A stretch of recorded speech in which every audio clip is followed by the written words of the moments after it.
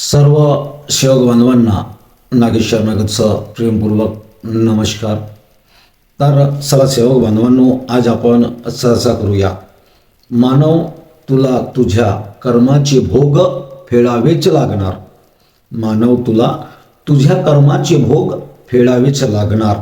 तर असं का बरं होतंय आपल्या या मानवी जीवनात, तर आपण यावर थोडक्यात चर्चा करूया. जर हा व्हिडिओ तुम्हाला खरंच आवडेल तर लाईक, कमेंट आणि शेअर करायला विसरू नका.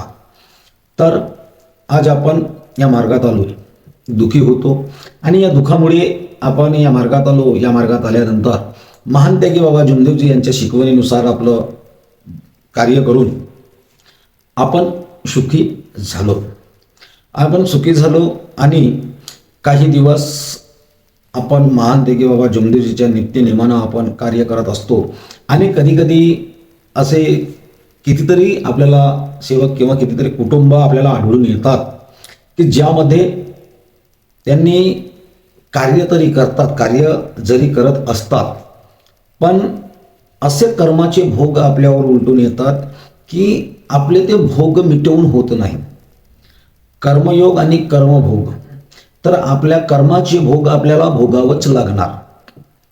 कर्मयोग आणि कर्मभोग. तर कर्मयोग म्हणजे आपण जे चांगले कार्य करतो आणि त्या चांगल्या कार्याची जे पावती आपल्याला मिळतो तो कर्मयोग. थोडक्यात बोलतो, यावर आपण नंतर बोलू. आपण केलेल्या चांगल्या कार्याची पावती म्हणजेच कर्मयोग आणि कर्मभोग. आजचा विषय आहे मानव, तुला तुझ्या कर्माचे भोग भोगावंच लागणार. तर कर्मभोग. तर कर्मभोग कशा? तर कर्मभोग म्हणजे आपण केलेल्या कर्माचे जे आपल्याला भोग मिळतात. तर कर्मयोग वेगळा भाग आहे आणि कर्मभोग वेगळा भाग आहे. तर आपल्याला असं वाटतोय की आपण आपल्या दिनचर्यामध्ये चांगले कार्य करतोय. आज आपण जरी मानव धर्माचे सेवक झालेलो आहोत, आज जरी आपण मानव धर्माचे सेवक झालेलो आहोत, पण आम्ही मानव धर्माच्या शिकवणीनुसार वागत आहोत का? जरी म्हणते की बाबा जमदेवजींनी 4 तत्व 3 शब्द 5 नियम दिला, सकाळची विनंती करतो, सायंकाळी प्रार्थना करतो, तर आपण खरंच या मानव धर्म की जय जो आपण म्हणतो, तर या मानव धर्म की जय म्हणण्यासारखे आपण कार्य करत असतो का? महान त्यागी बाबा जमदेवजींनी प्रत्येक सजीव आत्म्यामध्ये परमात्माचा अंश आहे म्हणून सांगितलं. तर आपण आपलं जीवन वावरताना, जेव्हा आपण या समाजामध्ये वावरताना, जेव्हा आपले संबंध आपण जोपासण्यासाठी जेव्हा आपण फिरतोय किंवा धावपळ करतोय, तर ती धावपळ करत असताना कुणाचे ना कुणाचे मन आपल्याकडून दुखावले जातात. मी या ठिकाणी व्हिडिओ बनवतो, माझ्या बोलण्यानं कुणाचं मन नाही दुखत असेल का? दुखत असेल. पण जर मी सत्य बोलत असेल आणि चांगल्या गोष्टीसाठी बोलत असेल आणि त्याने जर त्याचं मन दुखत असेल, तर त्या परमेश्वरावर जर तो गुन्हा माफ होईल. पण मी माझा उल्लू सीधा करण्यासाठी, मी 4 पैसे कमविण्यासाठी जर खोटा नाटा बोलत असेल आणि कुणाचे मन दुखवत असेल, तर मी चुकीचा पात्र आहे. तर हे जो कर्म योग आहेत आपले चांगल्या कार्यामुळे येतात आणि कर्मभोग येतात आपण आपल्या दिनचर्यामध्ये जेव्हा वावरतो आणि त्यामध्ये जेव्हा आपण कुणाचे मन दुखवतो, या माणुसकीला काळिंब फासणारे किंवा या मानव जीवनाला कुठंतरी आपण त्याला मागासण्याचं कार्य, या स्वतःच्या खुशीसाठी आपण जर दुसऱ्याचा छळ करत असो, दुसऱ्याचा मान सन्मान कमी करत असेल किंवा दुसऱ्याला उपवासी ठेवून जर आपण पोटभर खात असेल, तर कुठं ना कुठं आपला चुकतो. आता कर्मभोग हे भोगावंच लागणार आहे. आताच कसं असतं, जेव्हा समंदर भरला असतं ना, तेव्हा काही वाटत नाही. पण समंदर भरूनही माणूस धनाने श्रीमंत असणं गरजेचं नाही आहे. माणूस धनानं श्रीमंत असणं गरजेचं नाही आहे, मनानं श्रीमंत असणं गरजेचं आहे. आणि आपल्याला जे परमेश्वरानं दिलं आहे त्यातून आपण किती जणांचा उद्धार करू शकतो, किती लोकांचं, किती कुटुंबाचा उद्धार करू शकतो. रडत येतो ना आपल्याकडे माणूस, आपण त्याला किती हसवतो, याला भरपूर महत्त्व आहे. कारण की मानव सेवा हीच ईश्वर सेवा. संतांनी, थोर संतांनी यापूर्वी कितीतरी संत झाले, तेही संतांनी तेच सांगितलं. जसं उदाहरणार्थ संत तुकाराम महाराजांनी सांगितलं आहे, जे का रंजले गांजले त्यासे म्हणे जो आपले, तोच साधू ओळखावा देत देव तेथेची जाणावा.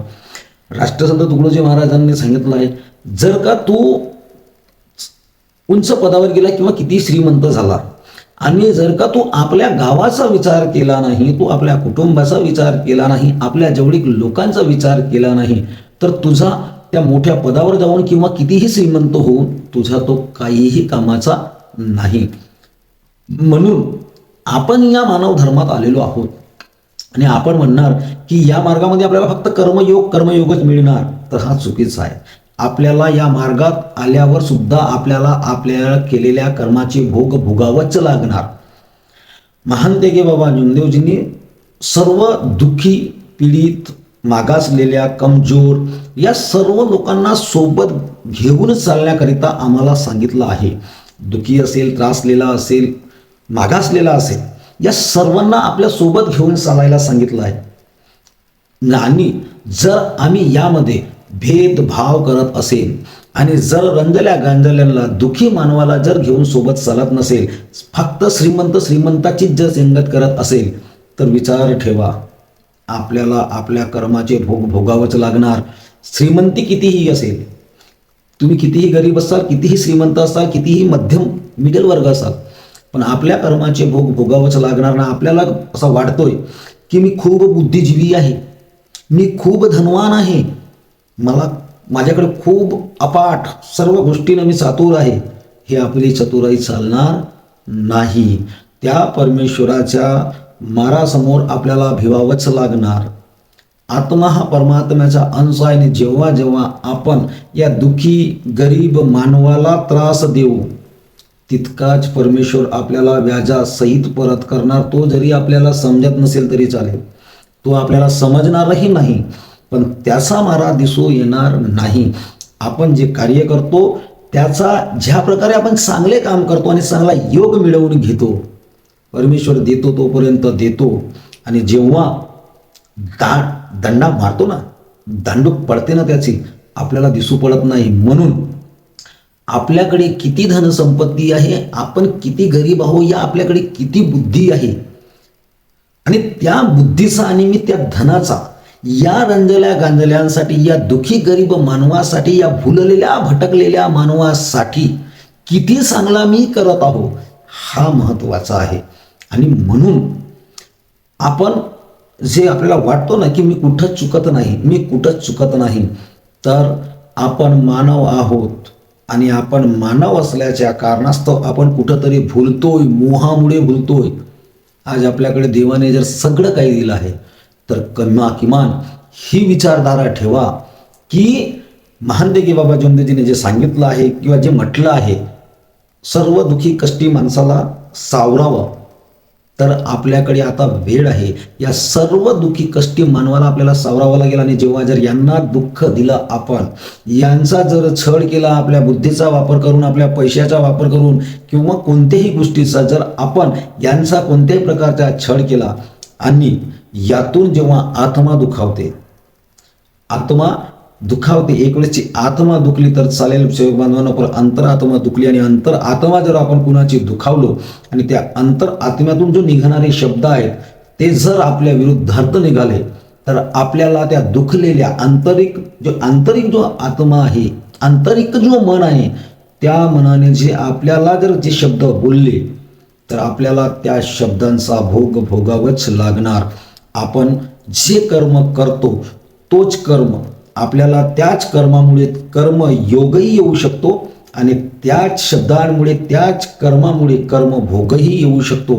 म्हणून आपल्याला कर्मयोग पाहिजे की कर्मभोग पाहिजे याचा विचार करावा लागेल. आणि आपण जर कर्मभोग भोगण्यासारखे जर कार्य केलो, तर आपल्याला सरते शेवटी कर्मभोग भोगावंच लागणार. हा विधीचा विधान आहे, कारण की हा आपला जो मार्ग आहे, मानव धर्म आहे, परमात्मा एकचा पथ आहे. म्हणून आपल्याला या दोन नावाला जपण्यासाठी मानव धर्म की जयचे कार्य करू, तर आपल्याला कर्मयोग मिळेल. आणि मानव धर्म की जय फक्त तोंडापुरतं करत असेल, ते मग मागच्या व्हिडिओमध्ये म्हटलं ना, मुख में बाबा बगल में छुरी जर आपण केलो तर आपल्याला कर्मभोग नक्कीच भोगावं लागणार. व्हिडिओ आवडला असेल तर लाईक करा, कमेंट करा, शेअर करा. सर्वांना माझा नमस्कार.